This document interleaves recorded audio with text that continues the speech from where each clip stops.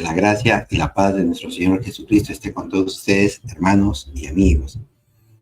Nuestro Señor, nuestro Dios, nos ha creado a su imagen y semejanza, en santidad, en belleza, en inteligencia, para que, como Él, en el primer capítulo del Génesis, que nos muestra que todo lo que iba haciendo estaba bien hecho, o sea, era bueno.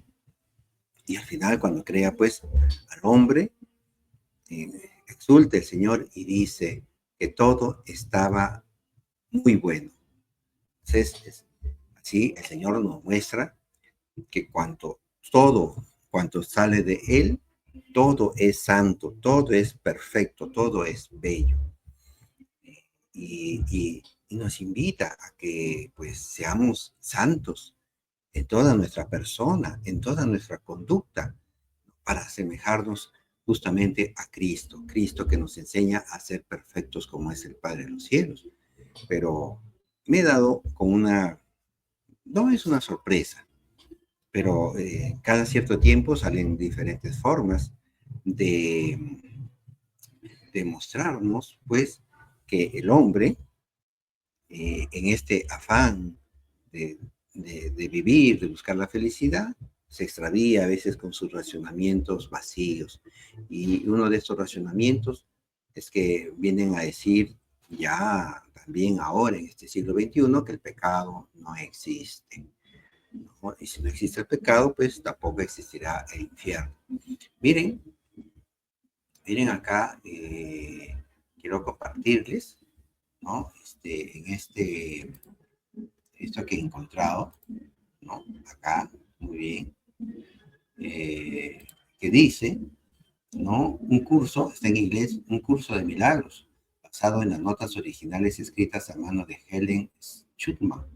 Círculo de expiación, ¿no? Circle of Atonement. Bueno, disculpen el inglés, ¿no? No sé el inglés. Bien, entonces, y esto, miren, acá lo he tomado de aquí, de esta página web, ¿no? Círculo de expiación en castellano. Y nos dice, pues, que no hay pecado, ¿no? No hay pecado y va a fundamentarlo de tres maneras. Y les voy a poner ahí el link para que ustedes lo puedan encontrar y también lo puedan. Está en inglés, pero el mismo traductor de Google nos ayuda a verlo muy bien en castellano. Y empieza a narrarnos acá, como bien lo señala la Iglesia Católica, que pues el pecado es, primero, un rompimiento en las relaciones humanas y espirituales con las personas a quienes amamos. Sí, efectivamente, así es. También que es un rompimiento con Dios, ¿no? Porque claro, estamos transgrediendo los mandamientos de Dios. Y por último, como consecuencia de estas acciones contra el prójimo, contra Dios, y también tendríamos que añadir en contra de uno mismo, porque también uno puede tener pecados contra uno mismo. Por ejemplo, la masturbación, por ejemplo, eh, hacerse una modificación antinatura del cuerpo, ¿no? Mutilando, por ejemplo, nuestros órganos genitales, los hombres, su pene, los testículos, las mujeres, por ejemplo, sus senos, para parecer algo que no son, etcétera. Y como consecuencia, pues, de esto, la persona, pues, entraría en una situación de pecado. Y también nos explica aquí, este señor, aquí, el que lo traduce, o el que hace el que hace el texto, ¿no? Robert Perry, que no hay pecado, que eso viene a ser una ilusión, pues, del hombre. Porque si nos va a decir, ¿no? Que no pecamos contra el prójimo, va a decir, ¿no? Y nos van a decir estos teóricos de que no existe el pecado. Por ejemplo, va a decir, ¿no? Que no hay pecado contra el prójimo porque, pues, el prójimo, la persona, es inmutable y es eterna. Claro, nosotros en nuestra naturaleza humana, pues no pasamos y nos transformamos en otro ser de otra naturaleza. En ese sentido, sí, no somos inmutables, ¿no? Y por lo tanto nos van a decir estos teóricos del no pecado que pues la persona así, a quien le estaríamos cometiendo una afectación, entonces no estaría lastimada, ¿no? Por ese atributo de inmutabilidad. Pero vamos a ver que esto no es así cierto. Ahora, el pecado contra Dios. Acá se va a coger, ¿no? Se va a amparar en la idea de que Dios es todopoderoso, es soberano, y lo que Él quiere, Él lo va a hacer, ¿no? Dice, ¿no? Pero, ¿qué pasa si Dios no quiere que nuestra relación con Él se dañe? Y si quiere permanecer unido a nosotros sin importar lo que hayamos hecho, ¿no? ¿No se sale acaso con la suya? Después de todo, Él es Dios.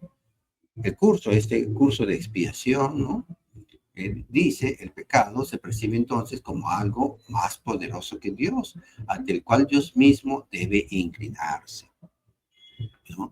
Entonces, si Dios quiere que nosotros seamos felices, que seamos salvos, a como de lugar, Él, porque es todopoderoso, así, errores que hayamos cometido, Él de todas maneras nos considerará salvos.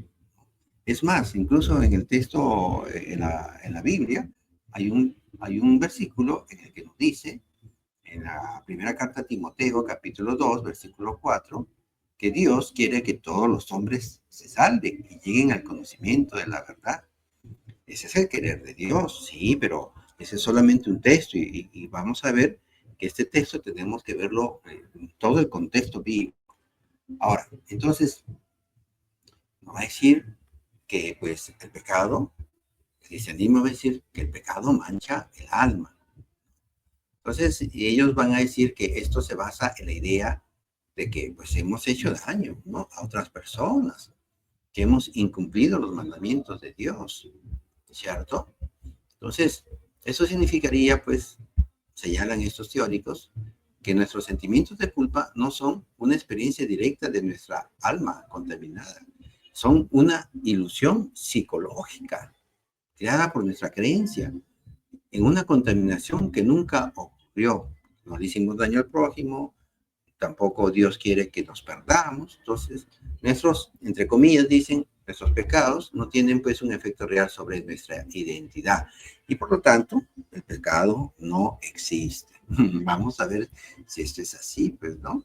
Porque vamos a encontrar que justamente Jesús sí nos va a mostrar algo grave, ¿no? Jesús sí nos va a mostrar algo grave. Bien, entonces, un poquito para mostrarles el link, ¿no? Hay un link aquí, a ver, permítanme un segundito, a ver, debe ser este. Aquí está, de aquí justamente lo hemos sacado y lo vamos a compartir luego el link, ahí lo van a encontrar. Bien, entonces, vamos al texto, ¿no? Vamos al texto. Aquí está, a ver, vamos al texto del Evangelio. ¿Qué nos dice el texto del Evangelio tan precioso, no? Evangelio según San Marcos. Gloria a ti, Señor. Está tomado del capítulo 9, versículos 41 al 50. Vamos a ver qué es lo que dice Dios. Jesús dijo a sus discípulos, les aseguro que no quedará sin recompensa el que les dé de beber un vaso de agua, por el hecho de que ustedes pertenecen a Cristo. Si alguien llegara a escandalizar a uno de estos pequeños que tienen fe, sería preferible para él que le ataran al cuello una piedra de moler y lo arrojaran al mar. Si tu mano es para ti ocasión de pecado, córtala, porque más te vale entrar en la vida manco que ir con tus dos manos a la ajena, al fuego inextinguible. Y si tu pie es para ti ocasión de pecado, córtalo, porque más te vale entrar lisiado en la vida que ser arrojado con tus dos pies a la ajena. Y si tu ojo es para ti ocasión de pecado, arráncalo, porque más te vale entrar con un solo ojo en el reino de Dios que ser arrojado con tus 2 ojos a la ajena, donde el gusano no muere y el fuego no se apaga, porque cada uno será salado por el fuego. La sal es una cosa excelente, pero si se vuelve insípida, ¿con qué la volverán a salar? Que haya sal en ustedes mismos y vivan en paz unos con otros. Palabra de Dios, te alabamos, Señor. Gloria a ti, Señor Jesús. Bien, entonces, aquí Cristo, Dios, la palabra de Dios, nos está diciendo algo contundente y nos lo repite, no 3, sino hasta 4 veces. El primero empieza diciendo, el que escandalice a uno de estos pequeños, el que por algún motivo causa dolor, causa mal ejemplo y conduce a otras personas a cometer después pecados, ya está haciendo aquí, nos dice el texto, ¿no? Dice muy gravemente, Jesús nos dice, sería preferible para él que le ataran al cuello una piedra de moler y lo arrojaran al mar. Está fuerte esto, está fuerte, ¿no? Bueno, entonces, que el pecado existe, lo dice Cristo, y que trae consecuencias nefastas al hombre, también lo dice. ¿No? Miren, ya recordemos, allá en el Evangelio según San Juan, capítulo 5, versículo 14, nos va a decir lo siguiente. Estamos en ese pasaje que ha sanado a un hombre paralítico que tenía 20 y tantos años, enfermo, y lo sana Jesús, ¿no? Y luego se le encuentra y dice, más tarde Jesús se encontró con él en el templo y le dijo, ahora estás sano, pero no vuelvas a pecar. Repito, pero no vuelvas a pecar. No sea que te suceda algo peor. Bueno, Cristo señala que hay pecado y exhorta a las personas a no volver a pecar, ¿no? Reincidir en pecados. Porque en la medida que uno comete pecado y de repente sobre ese mismo pecado, ¿no? Claro, el alma se va resquebrajando, se va debilitando, o va perdiendo una autoconfianza en uno mismo y a veces ya como recae, ya empieza a tener dudas de fe, ¿no? Ya no cree en sí misma la persona y hasta podría dejar de creer en la gracia de Dios. Por eso Jesús va a resaltar aquí y dice, no sea que te suceda algo peor. Entonces Jesús nos está invitando a poner también de nuestra parte. Un paréntesis. Yo tengo acá un local comercial vecino de unas X personas y que pues no tienen un acondicionamiento acústico y el ruido pasa a mi hogar. Hay una, digamos, hay una violación, ¿no? La, al, digamos, al bienestar de la persona. Pero dejémoslo ahí, nada más. Espero que no se esté escuchando este ruido y si se escucha ya lo sabe. Continuemos. El mismo libro de Marcos, Evangelio de Marcos, en el capítulo 9, versículo 42, ¿no? Es lo que nos viene a decir. Si alguien llegara a escandalizar a uno de estos pequeños que tienen fe, ¿no?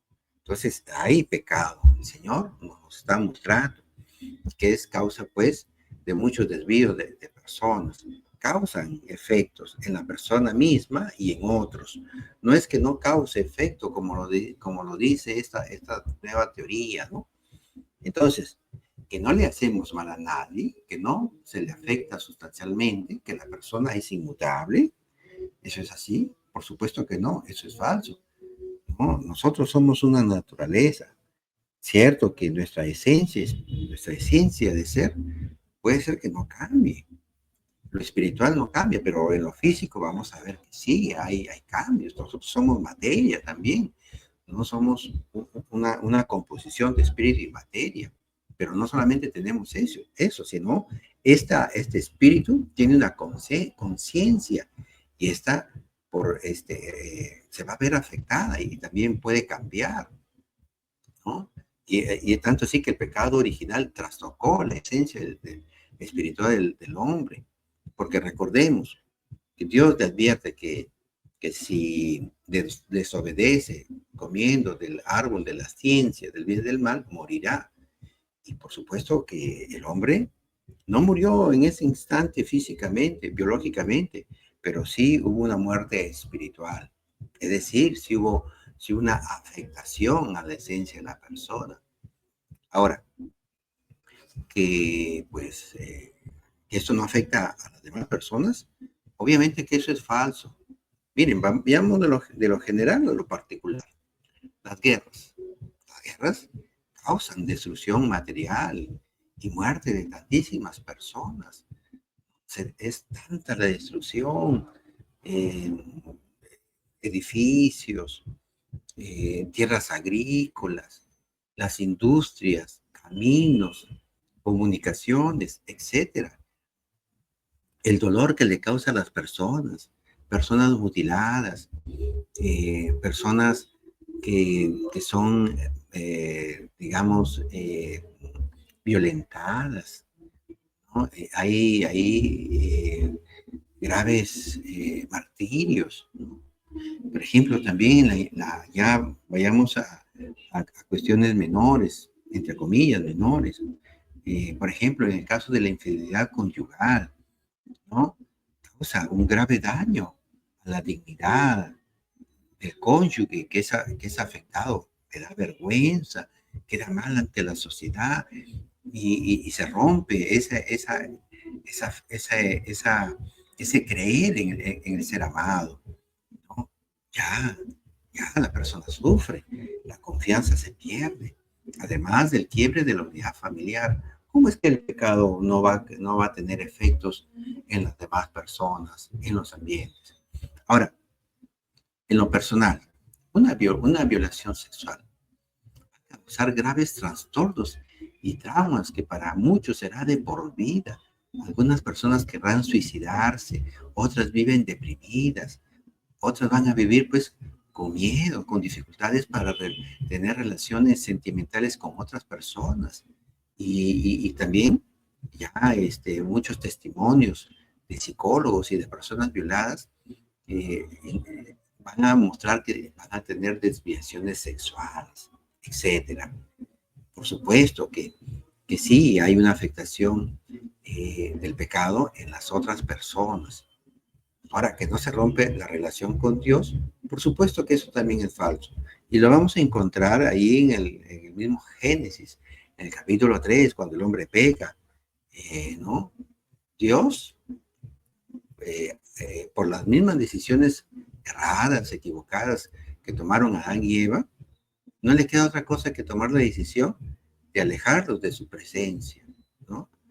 El pecado, pues tuve esta muerte espiritual, que es este alejamiento del hombre hacia Dios, ¿no? La sustancia íntima de la persona pierde algo que se llama la gracia santificante. La persona se desgracia, pierde esta gracia. Ya no es el alma santa, ya no, ya sí hay una pérdida, hay una afectación a la esencia de la persona. Sí cambió, sí mutó, ¿no? Sí cambió. Entonces, y manchó pues el alma. Ellos nos van a decir que no manche el alma, por supuesto. Miren, Adán y Eva tuvieron miedo, y cuando Dios los llamaba, se escondieron, tuvieron miedo, se avergonzaron, se sintieron desnudos. La conciencia de ellos se vio afectada. Ahora, el Salmo 51, ¿no? Versículos 3 al 7, nos va a explicar muy bonito, muy claramente, eh, la, la, los efectos del pecado en el ser humano. Salmo 51. Ten piedad de mí, oh Dios, en tu bondad, por tu gran corazón, borra mi falta. Que mi alma quede limpia de malicia, purifícame de mi pecado. Repito, que mi alma quede limpia de malicia, purifícame tú de mi pecado. Pues mi falta, yo bien la conozco, y mi pecado está siempre ante mí. Contra ti solo pequé, lo que es malo a tus ojos, yo lo hice. Por eso, en tu sentencia tú eres justo, no hay reproche en el juicio de tus labios. Tú ves que malo soy de nacimiento, pecador desde el seno de mi madre. Eso nos dice el Salmo, ¿no? Que mi alma quede limpia de malicia, purifícame tú de mi pecado. ¿Mm? Miren, el pecado, por ende, existe el pecado. Y la persona se siente mal, ¿no? Se siente mal. Y le da vergüenza cuando comete una falta ante los demás, siente que va a ser descubierto. ¿Cómo pues no va a ser? No va a existir el pecado, ¿no? ¿A quién queremos engañar con eso? Ahora, por supuesto que no es que Dios también pues nos va a obligar, porque Él es todopoderoso, a como dé lugar, Él nos va a salvar. Porque pues esto, como dicen estos teóricos de la no existencia del pecado, este círculo de la expiación, ¿no?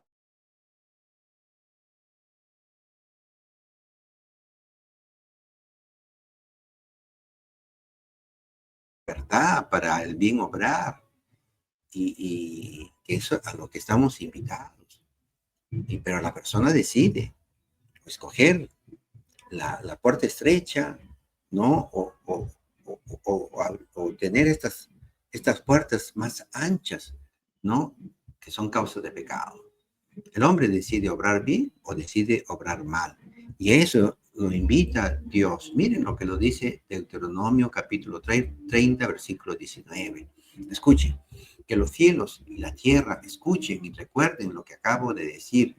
Te puse delante la vida o la muerte, la bendición o la maldición.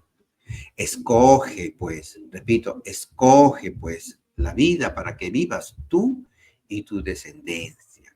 Escoge la vida, escoge los mandamientos que ahora te pongo, la palabra, ¿no? Que está cerca, que son estos mandamientos que Dios, ahí tanto en el Deuteronomio como en Éxodo, nos va a dar, y que Cristo, nuestro Señor, ahí como nos explica Mateo capítulo 5 y siguientes capítulos, va a traer la nueva alianza, estos nuevos mandamientos que Cristo trae, no para allá, no para solo un pueblo, el pueblo de Israel, sino para todo el universo, la catolicidad.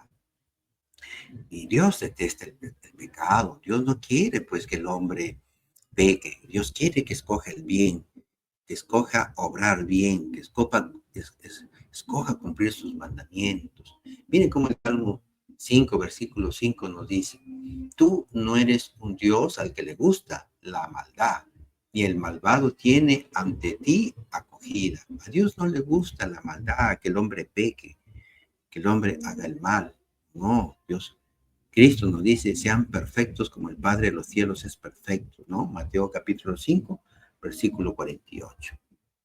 Ahora, en nosotros está, pues, escoger, está elegir ser imagen de Cristo o asumir el aspecto del diablo, del mal, ¿no? En nosotros está.